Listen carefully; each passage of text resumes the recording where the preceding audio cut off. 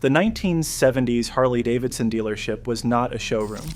It was not a retail experience. It was not a brand expression space.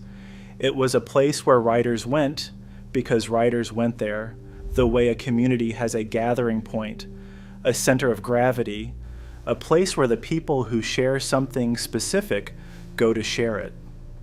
There were maybe 5 bikes on the floor, a coffee pot in the corner that nobody claimed to own, a mechanic in the back whose name you knew and who knew yours, a parts counter where the man behind it had probably been at the same shop since the shop opened, and an owner who had bought the franchise because he loved motorcycles and wanted to be around them and around the people who rode them every day of his working life. That is what a 1970s Harley dealership looked like. Not a concept, not a brand strategy. A real place, run by a real person, in the middle of a real community that served that community in the specific way that only a writer who sells to writers can serve. I'm Jimmy. This is the full picture. Every detail of a world that built American motorcycle culture from the ground up. Most Harley dealerships in the 1970s had been something else before they were motorcycle shops. A converted gas station, a former hardware store, a building that had been built for one purpose and adapted for another because the person who adapted it needed a space, and this was the space available. The building did not announce itself the way modern dealerships announce themselves. There was no architectural statement, no glass facade, no enormous lighted sign visible from the highway. There was a sign above the door, the Harley-Davidson Bar and Shield, which in 1973 still meant something specific about the machines inside, rather than about the lifestyle brand those machines would eventually become, and there were bikes visible through the front window. The window was usually dirty, not because the owner didn't care, but because a man who spends his day working on motorcycles does not prioritize window cleaning the way a man who manages a retail location to a corporate standard does. The window was dirty in the honest way that a working place is dirty. The machines inside were clean. The parking lot out front had motorcycles in it, not just for sale. Customer bikes being dropped off for service, the owner's own machine. The mechanic's bike, usually older and more heavily modified than anything on the showroom floor, because a mechanic who works on motorcycles for a living has specific opinions about what a motorcycle should be and the skills to act on those opinions. If you were a kid in the 1970s, 8 years old, 10 years old, 12, and your father or your uncle or the older neighbor who rode was going to the Harley shop, you went with him. You sat on the bikes on the floor when nobody was looking. You breathed the air. You listened to the mechanic explain something to a customer in the service bay and understood none of the specific words, but understood completely the quality of the knowledge behind them.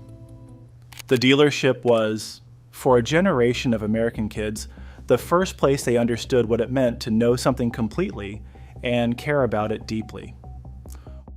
Walk through the front door of a typical Harley dealership in 1973, and the first thing you notice after the smell was the floor. Concrete. Usually polished, sometimes bare. Oil stains in specific places that told you where the bikes had been parked long enough to drip. The floor was not a display surface, it was a surface for machines. The machines were the point. There were between 3 and 7 motorcycles on the floor depending on the shop size and the time of year. Spring brought more inventory, winter brought less. A Harley dealership in 1973 did not carry 12 units of each model the way a modern dealer carries inventory specifically to prevent the buyer from having to wait. There was what there was. If you wanted something they didn't have on the floor, you ordered it and you waited 3 to 6 weeks, and that was fine because the machine you were waiting for was worth waiting for. The 1973 Harley-Davidson lineup was anchored by the shovelhead engine, the V-twin that had been in production since 1966, and that defined what a Harley sounded like, felt like, and demanded of its rider. The FLH Electra Glide, the FX Super Glide, Willie G. Davidson's specific creative statement, the factory custom that gave the working class rider access to a style of machine that custom builders had been producing in garages for a decade. The Sportster XLCH, the machine that could embarrass bigger machines at a stoplight and that attracted the rider who wanted Harley's identity and character without the weight and touring orientation of the big glides. The bikes were not dressed with accessories from the factory the way modern machines arrive. They were honest machines. You saw the engine, you saw the frame, you saw the wheel spoke pattern and the tank shape and the exhaust configuration that the engineers had chosen because those choices made the machine what it was. There is nothing on the bike that had been put there to make it look like more than it was. The arrangement on the floor was practical. Fastest bikes near the window where they drew the eye from the street. The Sportster visible from outside to tell passing riders what was available. The touring machines further in because the customer who was going to buy a touring machine was going to spend time with it, was going to sit on it and consider it, and needed space around it for that process. The dirt bikes, the Harley dealer who also carried a dirt line, the small displacement machines that the company was producing under various licenses in the AMF era, those were in the back near the service door because the dirt bike customer was a specific customer who knew what he wanted and needed direct access to the mechanics who understood those machines. No spotlights, no display platforms, no glossy manufacturer-supplied signage telling you what the experience of owning the machine was supposed to feel like. The bike on the floor was the argument for the bike on the floor. It made its own case. The owner of a 1970s Harley dealership almost always rode. Not for marketing purposes, not to establish credibility with customers, because he had loved motorcycles before he was old enough to own one and had organized his professional life around being close to them and to the people who rode them. He had usually been a rider before he was a dealer. He wrenched on his own machines. He understood from personal experience what a shovelhead's quirks were, what the FLH weight meant for long-distance comfort, what the XLCH demanded of a new rider who thought they were ready for it, and why some of them were not. This knowledge was not academic. It was embodied. It lived in his hands and his ears and the accumulated experience of years of riding in all conditions. He knew his customers by name.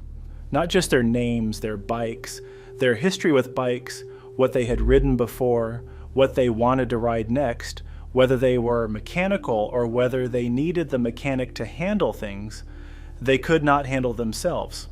If a customer came in looking for something specific and the dealer had it, he sold it. If the customer was looking for something that was not right for them, the dealer told them so. This was not a policy. It was common sense. Selling a man the wrong bike produced a problem. For the man, for the bike, and for the dealer's reputation in a community where reputation was everything. Al Schrock ran Schrock's Honda in Kokomo, Indiana. He remembered the names of the riders he sold to. He remembered their wives' names. He remembered the bikes they had traded in and what they had paid and what they had gotten for the trade. A rider who bought a 1972 CB750 from Al and came back 9 years later to trade it in on a 1981 model found that Al remembered the transaction, not from a file, from memory, because Al Schrock cared about the people who came through his door in the way that a person cares about members of their community. That quality, the quality of a man who cares about the people he serves because those people are his neighbors, his community, the riders he sees on the road every weekend, is the specific quality that built American motorcycle dealership culture in the 1970s. It cannot be trained. It cannot be installed as a corporate policy. It comes from a man who chose to be in this business because he genuinely wanted to serve the people in it. The floor guy, the person who answered phones, helped customers on the floor, ran parts when the place got busy, was usually a rider himself, younger than the owner often, just starting out in the industry, working for not very much money because the work was interesting and the people were good, and the machines were worth being around all day. He did not work on commission in the way modern salespeople work on commission. There was no incentive structure designed to push him toward larger transactions. His job was to figure out what the customer needed and help them get it. If that meant talking them out of a machine they were not ready for, he talked them out of it. If that meant spending 2 hours on a Saturday afternoon with a customer who ultimately decided not to buy anything that day, he spent those 2 hours because the customer might come back next month or next year, and in a town where word of mouth was the only marketing the dealer had, every interaction with every rider was an investment in the long term. Walk through the door at the back of the showroom, not the front door, the door that led to the back, and you walked into the part of the dealership that the owner cared about most. Not because it was the most profitable, because it was where the relationship between the shop and its customers became permanent. The service bay in a 1970s Harley dealership was usually one large room, 2 lifts, sometimes 3. A workbench along one wall with tools arranged in a specific order that only the mechanic fully understood. A radio, usually, a window that let in some natural light on top of the shop lighting. The smell back here was different from the showroom. More oil, more metal, more specific. The smell of a running engine and its exhaust. The smell of a shovel head being taken apart and rebuilt. The mechanic was the most important person in the dealership. He made the service department work. He was the reason customers came back after the sale, and he was the reason the dealership had a reputation for a specific kind of work that no other shop in the area could match. He had learned by doing, not through a manufacturer certification program, not through a technical school curriculum, through years of hands-on work on every Harley variant that had existed in the preceding 2 decades, through the specific knowledge that comes from diagnosing a problem by sound and smell and feel before you ever touch a wrench, through the accumulated experience of a man who had fixed every failure mode a shovelhead could produce at least a dozen times each. The Harley shovelhead rewarded mechanics who understood it and was transparent with the ones who did. It told you what was wrong if you were paying attention. The valve train made specific sounds at specific clearances. The primary chain had a specific feel at specific tensions. The carburetor, a Bendix Zenith butterfly unit on most shovelheads, had a specific behavior at specific altitudes and temperatures that the mechanic learned to read without measuring. This was not guesswork.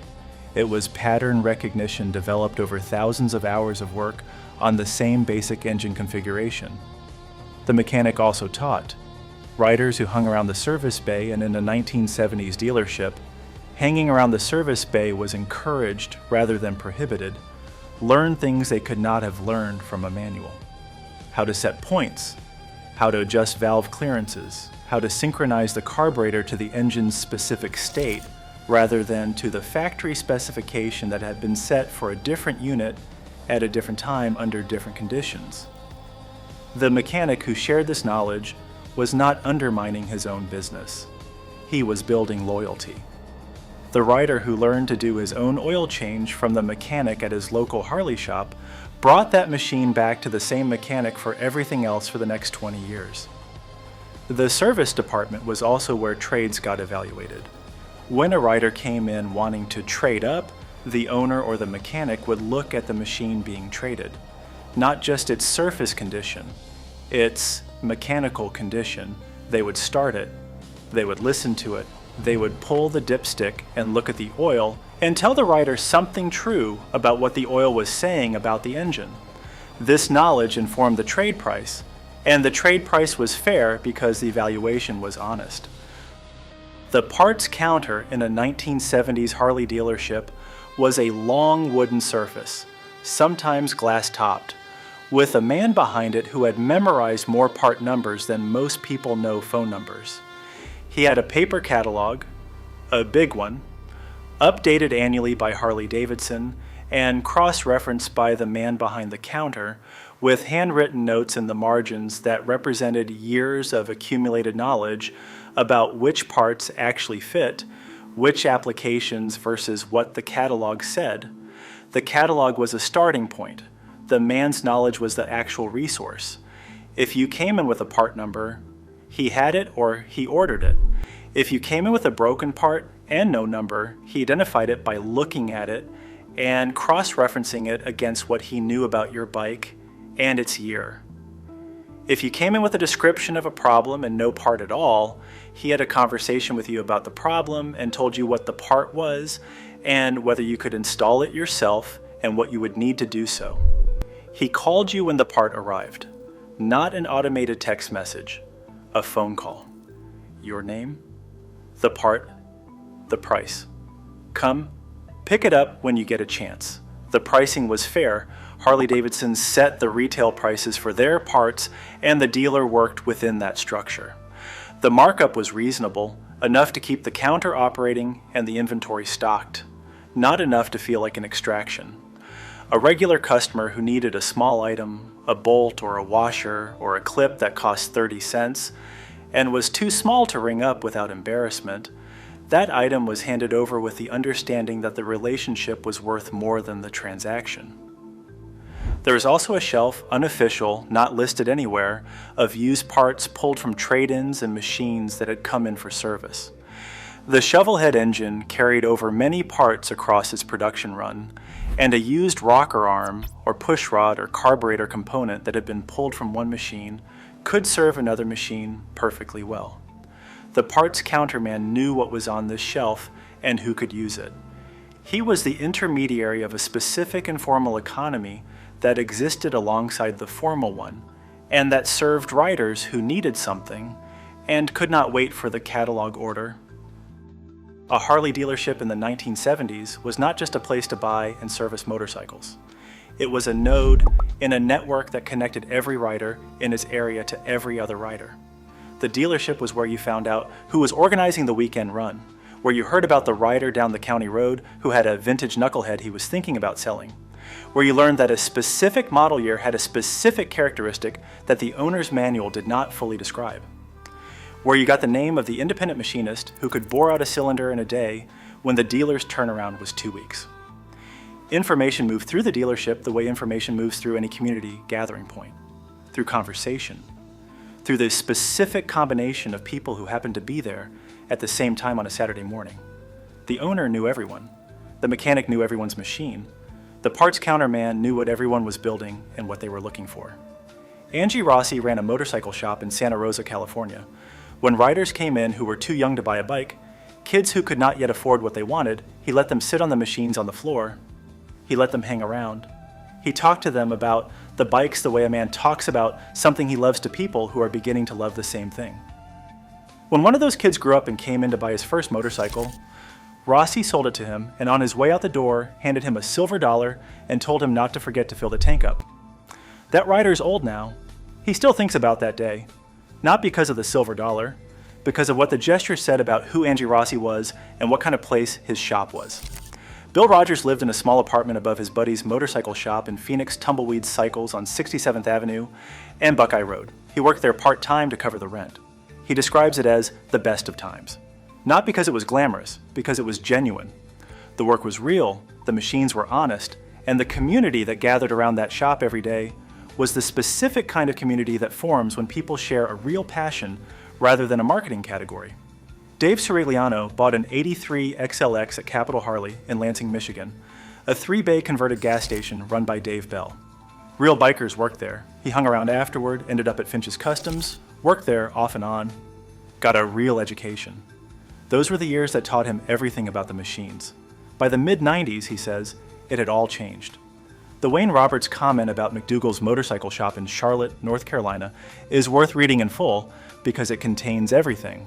He said, I bought a 1972 Triumph Daytona, 500 brand new from McDougall's for $1,175. It was a shop just as described here, had that wonderful smell of oil and rubber, a couple mechanics in the back keeping your bike in perfect running order if you had any issues. I still own that Triumph 500 today, but sadly, as you pointed out, this shop is no more. When I tickle prime the carburetors and start it up for a morning ride, it's all still there in the sound of that little Triumph twin. The machine is still running. The shop is not. And the sound of the machine on a morning ride carries the shop inside it.